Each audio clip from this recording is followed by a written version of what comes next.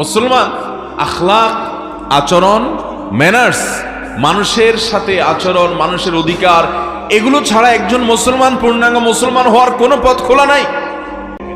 সদাচরণ করবেন, ভালো আচরণ করবেন, রুক্ষ ব্যবহার করবেন না, তার খোঁজ খবর নিবেন, হাদিয়া তোহফা পাঠাবেন, এবং বিশেষ করে আপনি নিজের জন্য যা পছন্দ করেন তার জন্য তা পছন্দ করবেন। এটা হাদিসের ভাষ্য। নবী সাল্লাল্লাহু আলাইহি সাল্লাম বলেছেন, তোমাদের কেউ তখন মতো ইমানদার হতে পারবে না মা ইউহিব্বু লিজারিহি, আমার প্রতিবেশীকে আরো দেন, মনটাকে ফ্রেশ রাখে, পরিচ্ছন্ন রাখে, পবিত্র রাখে, ভালো রাখে। এই ব্যক্তির এই ভালো মনটা তার আল্লাহর কাছে উপকারে দিবে, জান্নাতে নিয়ে যাবে ইনশাআল্লাহ। করব তো ইনশাআল্লাহ। আসুন একটু পাক্কা নিয়ত করে ফেলি ভাই, আমাদের কোন প্রতিবেশীকে আমরা কষ্ট দেব। ইহুদি, চিন্তা করেন, মুসলমান না, ইহুদি প্রতিবেশী। আল্লাহ নবী সাহাবী তাদের ব্যাপারে পর্যন্ত সাবধান আছেন। আমাদের আশেপাশে থাকা হিন্দু কিংবা অন্য ধর্মের মানুষ যারা আছেন, কয়দিন আমরা আমাদের প্রতিবেশী হিসাবে তাদের বাসায় হাদিয়া পাঠিয়েছি, আপনি চিন্তা করেন তো। একটু হাদিয়া, একটু খাবার পাঠিয়েছেন, একটু উপহার পাঠিয়েছেন, এগুলো আমরা চিন্তাও করি না।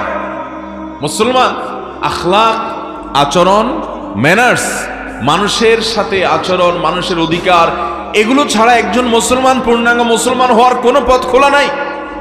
আমি বারবার বলার চেষ্টা করি, এই কোরআনে নামাজ সম্পর্কে এত খুলে খুলে, এত ডিটেইল আল্লাহ তাআলা বলেন নাই। এজমালি কথা বলেছেন, পাইকারি কথা বলেছেন, খুলে খুলে বলা হয়েছে হাদিসে। কিন্তু আপনি কোরআন খুললে দেখবেন, কোরআনের পাতায় পাতায় দেখবেন, জায়গায় জায়গায় দেখবেন মানুষের অধিকার সম্পর্কে, কিভাবে মা বাবার প্রতি আচরণ করতে হবে, কিভাবে প্রতিবেশীর প্রতি আচরণ করতে হবে, কিভাবে এমনকি অন্য ধর্মের মানুষের সাথে আচরণ করতে হবে, খুলে খুলে প্রতিটা বিষয়। কারোর বাড়িতে গেলেন, অনুমতি দিল না, তাহলে না ঢুকে আপনি চলে আসবেন, তারপরেও না বলে ঢুকতে যাবেন না, সালাম দিবেন, অনুমতি প্রার্থনা করবেন।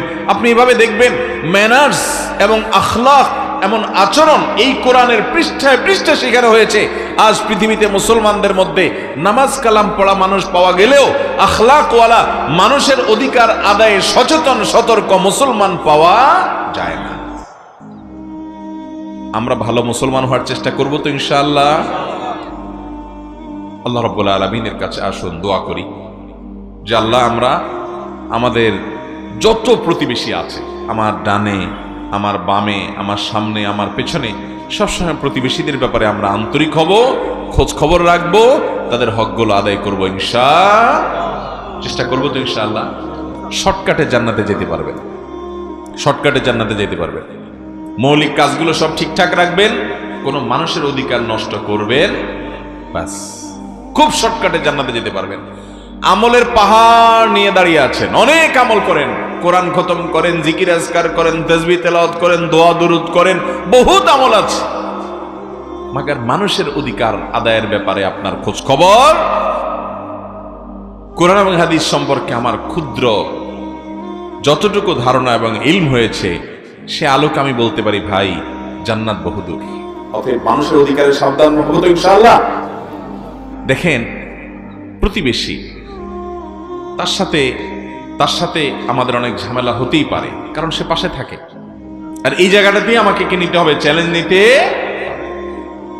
আমরা যখন বাসে কোথাও যাতায়াত করি, চেয়ার কোচে বা এই জাতীয় কোনো গাড়িতে, আপনি খেয়াল করবেন অনেকে দেখা যায় যে বাসের যখন বসে আছেন আপনি, আপনার পাশের সিটেলা কিন্তু আপনার প্রতিবেশী, 6 ঘন্টার প্রতিবেশী, 5 ঘন্টার প্রতিবেশী, পাশাপাশি যাচ্ছেন, ঠিক না ঠিক?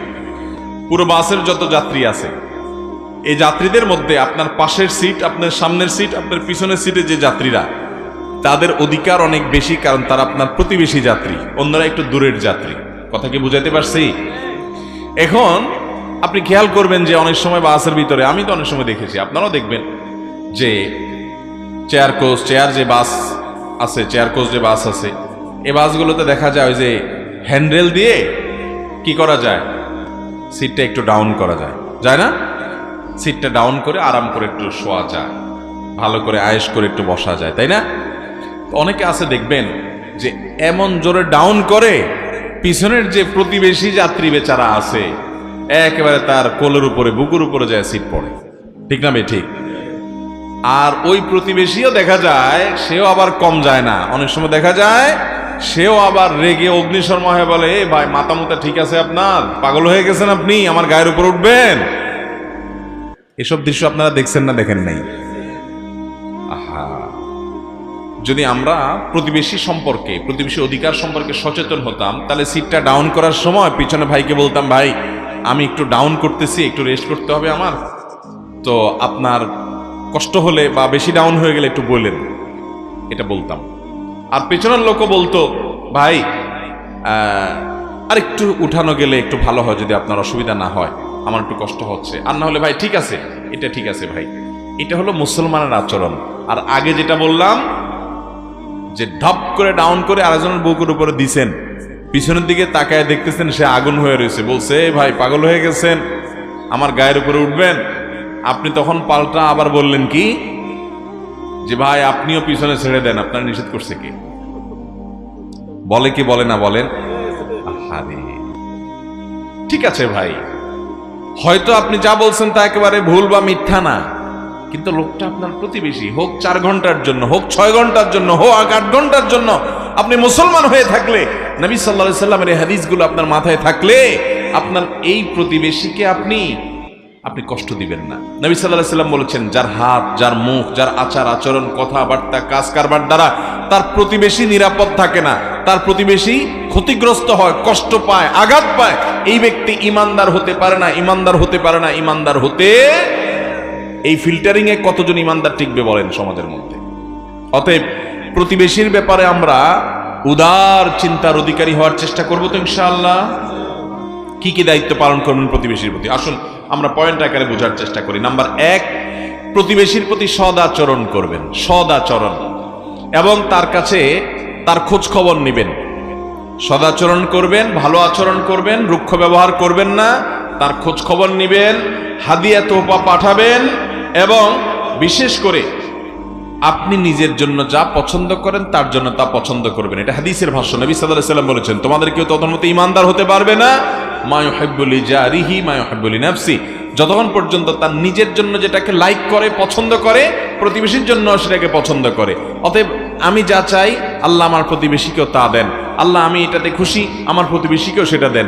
এটা তো নাই, বরং আমাদের সমাজে আছে উল্টাটা, কি যে আল্লাহ আশেপাশে সারা দেশে মানুষকে দেন, আমার আপত্তি নাই, কিন্তু আমার সামনের দোকানদারে দিয়েন না। ঠিক না বে ঠিক?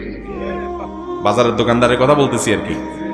মনে করেন আপনার দোকানে বেচা কিনা নাই, অনেক দোকানদার আছে মনে মনে এটা প্রার্থনা করে, আল্লাহ আমার বেচা কিনা নাই, বুঝলাম, দরকার নাই, থাক, কিন্তু পাশের দোকানদারের এর দোকানে যেন কাস্টমার না ঢুকে, আল্লাহ ওই আরেক বাজারে যে সব কিনে ফেলাক, তাও ভালো, আমি ওর ভালো দেখতে পারবো না। অথচ লোকটা আমার প্রতিবেশী, ঠিক না বে ঠিক? আল্লাহ আমার প্রতিবেশীকে আপনি কাস্টমার দিয়েছেন, আল্লাহ আরো দেন, তারে আরো দেন, সাথে আমাকেও দিয়েন আল্লাহ। এটা হলো ইমানদারের কথা, ঠিক না বে ঠিক? ভাইরা আমার, এই যে মনটা আছে না, মনটার ভিতরে যখন কুটিলতা থাকবে, ষড়যন্ত্র থাকবে, হিংসা থাকবে, শত্রুতা থাকবে, বিদ্বেষ থাকবে, লাগালাগি থাকবে, এই মন আপনাকে জান্নাতে যেতে দিবে না ভাই। আল্লাহ কোরআনে বলেছেন, ইয়াউমা লা ইয়ানফা'ু মালুন ওয়ালা বানুন ইল্লা মান আতাল্লাহা বিকলবিন সালিম। দুনিয়ার সম্পদ, সন্তান, জমি জমা, টাকা পয়সা, প্রভাব, প্রতিপত্তি, নেতাগিরি, এগুলা কিচ্ছু আল্লাহর কাছে কাজে আসবে না, কোনো কিচ্ছু কাজে আসবে না। ইল্লা মান আতাল্লাহা বিকলবিন সালিম, কিন্তু কেউ যদি আল্লাহর কাছে একটা মন নিয়ে যায়, যে মনটা ফ্রেশ, দোকানদার হইয়া পাশের দোকানদারের কল্যাণে তার অসুবিধা হয় না, প্রতিবেশী হইয়া প্রতিবেশীর কল্যাণে তার কষ্ট লাগে না, বরং সে আরো খুশি, আল্লাহ আমার প্রতিবেশীকে আরো দেন, মনটাকে ফ্রেশ রাখে, পরিচ্ছন্ন রাখে, পবিত্র রাখে, ভালো রাখে, এই ব্যক্তির এই ভালো মনটা তার আল্লাহর কাছে উপকারে দিবে, জান্নাতে নিয়ে যাবে ইনশাআল্লাহ। অতএব মনটাকে ভালো করবো তো ইনশাআল্লাহ। প্রতিবেশীর সাথে যদি ঠেলাঠেলি, তার সাথে যদি মামলা মোকদ্দমা, ঝগড়াঝাটি, গন্ডগোল ফাসাদ থেকেও থাকে, আজকে থেকে এটা ভালো করার চেষ্টা করবো তো ইনশাআল্লাহ। আল্লাহ আমাদেরকে সে তৌফিক দান করুন।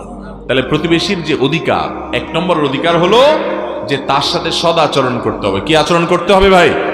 সদাচরণ, সুন্দর ব্যবহার করতে হবে, হাদিয়া উপঢৌকন দিতে হবে, উপঢৌকন পাঠাতে হবে এবং নিজের জন্য যা পছন্দ করবেন তার জন্য তা পছন্দ করবেন। আমরা ছোটবেলায় একটা আমল দেখেছি মা চাচিদের কাছে, আপনারাও দেখেছেন।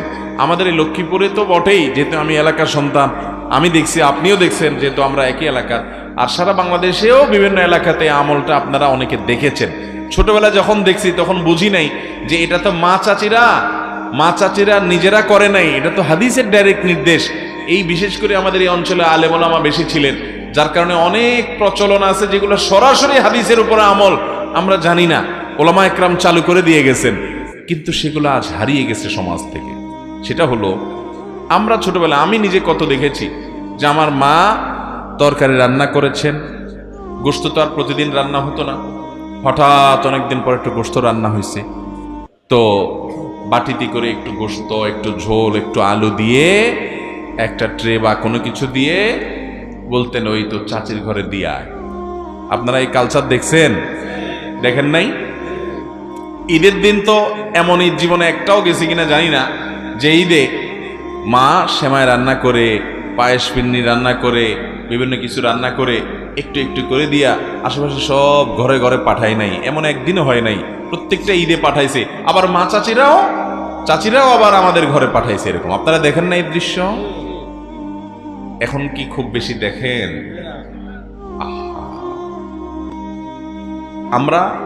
আমরা শেষ হয়ে যাচ্ছি ভাই, আমরা শেষ হয়ে যাচ্ছি। নবী করিম সাল্লাল্লাহু আলাইহি সাল্লামের স্পষ্ট একটা হাদিস, এই হাদিস যখন পড়লাম আমি, তখন আমি অবাক হয়ে গেলাম, হায় হায়, এই হাদিসের উপর আমলই তো আমাদের মা চাচিরা করতো। হাদিস পাইলো কোত্থেকে? ওলামা একরাম অধ্যুষিত এলাকা বৃহত্তর নোয়াখালী, তারা ঘরে ঘরে হাদিসের উপরে আমলগুলোর প্রচলন দিয়ে গেছেন। মানুষ জানতো না যে এটা নবী সাল্লাল্লাহু আলাইহি সাল্লামের নির্দেশ, কিন্তু চমৎকার একটা সৌন্দর্য ছিল। এটা শুধু এই এলাকা নয়, সারা দেশেই হয়তো ছিল, কিন্তু আমরা এলাকা বেশি দেখেছি, এটা ঘরে ঘরে দেখেছি। একেবারে আজন্ম কৃপণ মানুষ যে, সেও প্রতিবেশীর বাসায় কিছু দিত। হাদিসে আসছে নবী আলাইহিস সালাম বলেছেন, তুমি যখন গোশত রান্না করবা, গোশতের পরিমাণ যদি খুব বেশি না থাকে একটু ঝোলটা বাড়াই দিও, যাতে করে তোমার প্রতিবেশী বাসায় একটু দিতে পারো। প্রতিবেশী বাসায় যেন একটু দিতে। আজকাল সবাই দিনকাল ভালো ভাই, আলহামদুলিল্লাহ, সবাই খেয়ে পরে একটু ভালো আছে আগের তুলনায়। এই জন্য সবাই শুধু নিজের চিন্তা করি, আশপাশের চিন্তা আমরা করি না। এই জন্য আমাদের সন্তানগুলো অমানুষ হচ্ছে। তরুণরা, যুবকরা ম্যানার্স, ভদ্রতা